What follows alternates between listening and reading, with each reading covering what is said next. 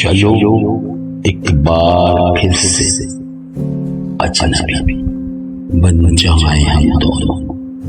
चलो एक बार फिर से अजनबी बन जाए हम दोनों।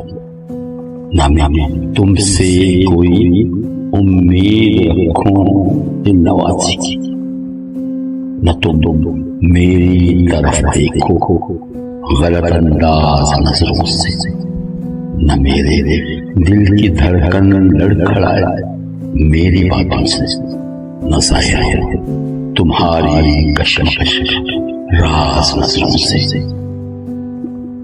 तुम्हें भी कोई उलझन रोकती है पेशकदमी से, मुझे भी लोग कहते हैं कि ये जलजले पुराने हैं।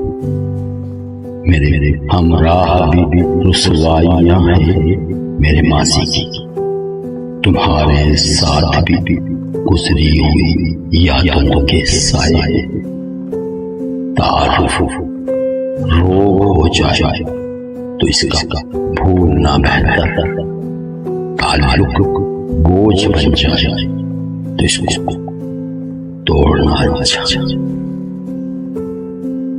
वो अफसाना जिसे अंजाम तक लाना न हो मुमकिन, उसे एक खूबसूरत मोड़ देकर मोड़ना अच्छा। चलो एक बार फिर से अजनबी बन जाए हम दोनों। चलो एक बार फिर से अजनबी बन जाए हम दोनों।